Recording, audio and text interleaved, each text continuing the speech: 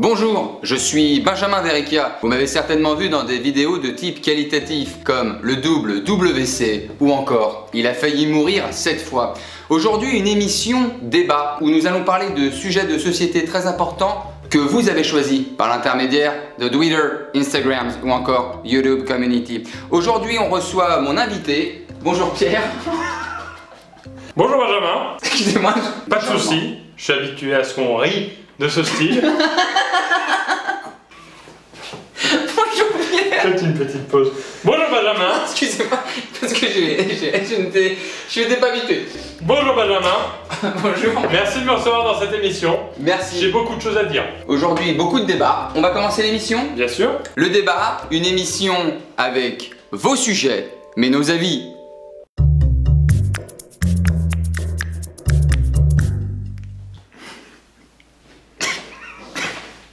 Procédons vers l'avancée.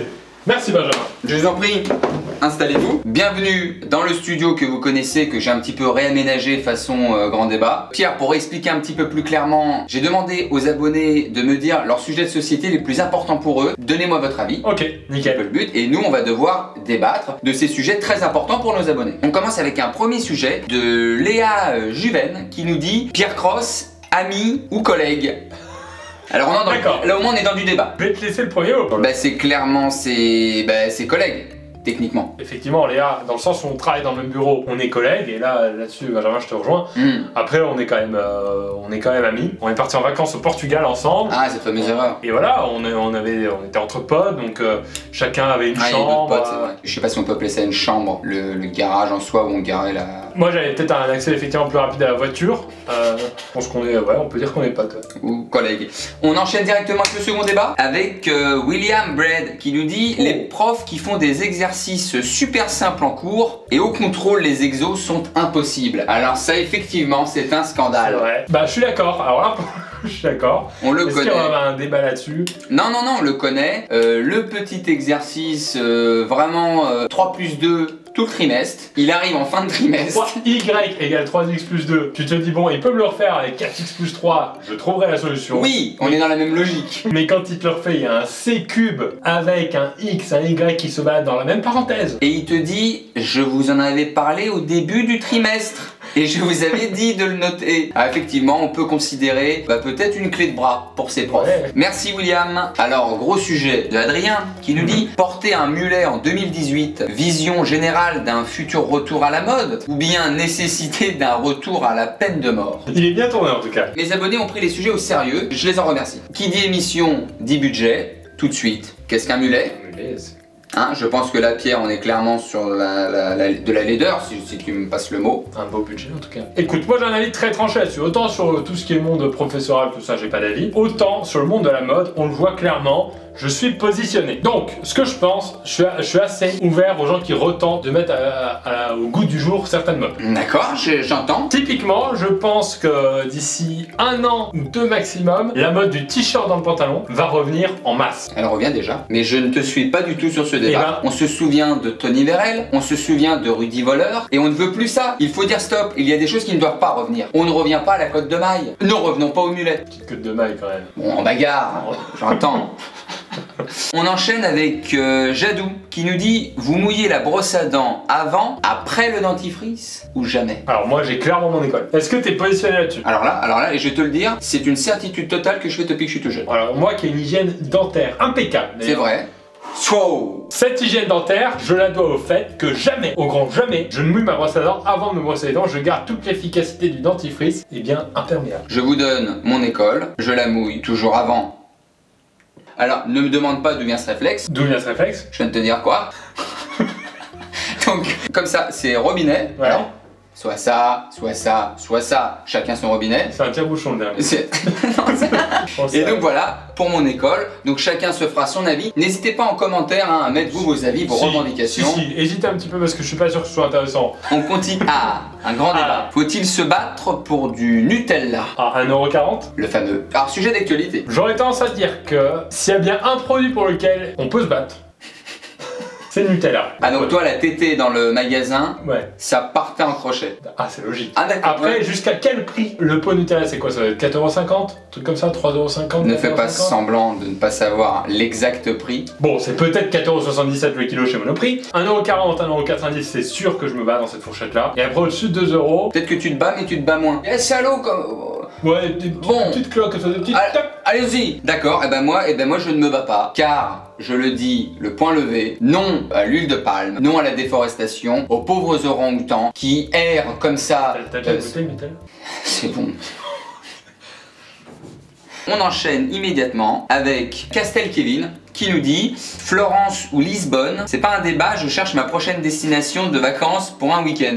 Il nous a pris pour TripAdvisor. Je suis allé dans ces deux villes, Benjamin. Ah Florence, j'y suis allé étant jeune, je m'en souviens très peu. Lisbonne, j'y suis allé en week-end d'intégration, j'étais boîte au week-end, je m'en souviens très peu. Ça va pas aider énormément notre Castel Kevin. On change de... Sujet. Allez. Très vite, ouais. Le prof de sport qui ne fait pas de sport. Alors je remercie Lisa, effectivement, le monsieur Michon qui met juste un kawaii Adidas 4 fois trop grand pour lui et qui se croit au niveau de Usain Bolt, je n'ai jamais compris. Ah, lui, il te fait courir 30 minutes, hein. Mais jamais il n'a fait autre chose que poser un cerceau. On va chercher les cônes les gars. Ces gens-là devraient arrêter, tout simplement. Il est là, il est autour du terrain, il a jamais couru. Alors, il ne parle gentiment qu'aux filles, on le sait. sur les épreuves de judo, il fait des démonstrations sur les Il filles. est un peu trop tactile à mon goût. T'en as eu un? Moi j'en ai eu un vrai, hein. Mais bien sûr, mais tout le monde, ceux qui nous regardent, on a tous eu un prof de sport qui représentait pas du tout le mot sport. Coucou quand même aux profs de sport qui nous regardent, certainement en faisant des pompes sur la BO de Rocky. Autre sujet de société, de Abby LDN qui nous dit si on mange un pépito à 23 h, Ouais. est-ce que c'est un pépita? Je vous aime beaucoup, Abby. Bien écoute là-dessus, j'ai un avis assez particulier. Tu suces ta branche de... C'est même pas une pipe. En fait, j'ai pas d'avis, j'ai rien à dire. donc D'accord. Je gagne un peu de temps. Moi, je dois dire, on est sur déjà une très bonne question, une formulation qui pour moi est une des meilleures. Et je dirais que non. Je m'inscris en faux déjà parce que un pépito se mange la plupart du temps à 23 h. C'est un scandale de croire que c'est pour le matin avec un petit thé. Tout le monde sait que ça se mange dans un lit devant un Netflix. Alors moi, je suis pépito avec thé. Donc, un pépité, Si tu manges des chocs à pic sans wasabi, est-ce c'est que... des chocas qui ne piquent pas. Et voilà. Et voilà. Ça, c'est des vrais débats. Merci messieurs dames, merci Abby de nous avoir emmenés dans ce sujet de fond. Allez, on enchaîne parce que les gens ne veulent que ça. Clarence F. Dire au revoir à quelqu'un, mais aller dans la même direction et se suivre pendant de longues minutes, sans parler. Alors maintenant, C'est il y un a- grand sujet. Oui, bah justement, je voulais en parler. C'est ce moment qu'on peut peut-être illustrer hein, déjà avant d'en parler. Benjamin, c'était un très bon rendez-vous. À très bientôt. Ça m'a fait très plaisir, j'espère qu'on se revoit assez vite. Mon Pierre, Moi, je pars par la ligne 1 là-bas. toi aussi? J'ai un petit coup de fil à passer avant. Je vais peut-être... Toi t'es sur la Ouais, je technique fais, du ouais, coup je de fais. Genre, je sais que ça va être long si on fait ça. J'ai plus rien à dire. Je le dis, voilà, je vais passer un petit coup de fil. D'accord, donc Là. toi tu esquives totalement les 3 minutes de marche. Ah bah oui. Je serais tenté de t'asséner un coup du lapin pour éviter ces 5 minutes de marche. On enchaîne avec Charles Froissart qui nous dit pour ou contre la pizza à l'ananas. Et là ça m'énerve déjà. Là, t'es En énervé. tout cas je surjoue l'énervé. Ok. J'ai envie d'entendre ta réponse, mais moi les gens ont déjà compris. T'as une position forte? J'ai carrément une bataille. Oula, attention, parce que là, c'est peut-être un vrai débat. Parce que moi, je suis totalement pour... Ah là là là. Bon alors j'écoute, pardon. Bah, pizza à l'ananas, je suis pour tout ce qui est mélange de sucré salé. On tente des choses. Parfois, ça offre un peu de fantaisie à son repas. On est sur un petit... À ce moment-là, si tu veux de la fantaisie, bah, tu manges une bonne pizza, tu te mets un chapeau à pic, et puis tu te mets un turlututu, tu te mets une fausse moustache. C'est exactement ce que je fais quand je mange une pizza à l'ananas. Wow, ah ouais. Ok. Continuons. Alors ça va être très rapide. Nils Reynaud qui nous dit pour ou contre le port du pantacourt. Pour moi, Contre. c'est totalement contre, on est bien là, d'accord. y a pas de débat. Et puis non, bah non, T'en as porté? jamais. Et j'en suis fier. Pourquoi t'as les quitrans? Il faisait chaud et en même temps froid l'après-midi. Exactement. Qu'est-ce que je... C'est le but du pantacourt. Le mec qui a inventé le pantacourt, c'est le mec le plus indécis du monde quelque part. Tu mets un short ou un pantalon? Bon bah... C'est le même mec qui a inventé le mulet. Je vous fais court ou long sur les côtés? Un peu les deux. Antoine Grout qui nous dit Kellogg's avec lait chaud ou froid? C'est un peu débat toujours pareil sur la bouffe. Un peu au chocolat, chocolatine, tu vois. Ouais, oui, ouais, c'est ça. Il faut éviter ce débat. Est-ce que vous mettez le lait avant ou après? On essaie d'aller sur des trucs un peu plus profonds. Lauriane Fargue qui nous dit le savoir est-il une arme La recherche de la vérité est-elle un pas vers le bonheur?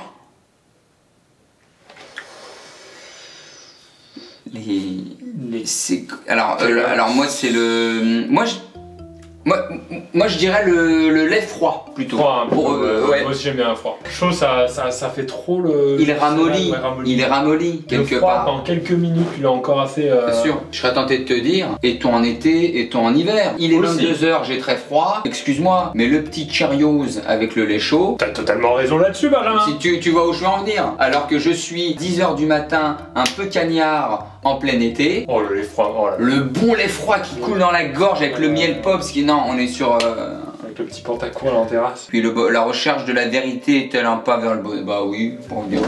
oui. Peut-être moins intéressant comme débat. Simon Gribbs, faut-il brûler les gens qui portent encore des chemises à manches courtes? Non, mais pour moi les chemises à manches courtes c'est très bien. Si en plus elles sont à carreaux rouge et blanc, moi je trouve ça... Donc t'emportes quoi. Même pas besoin de les repasser. Moche.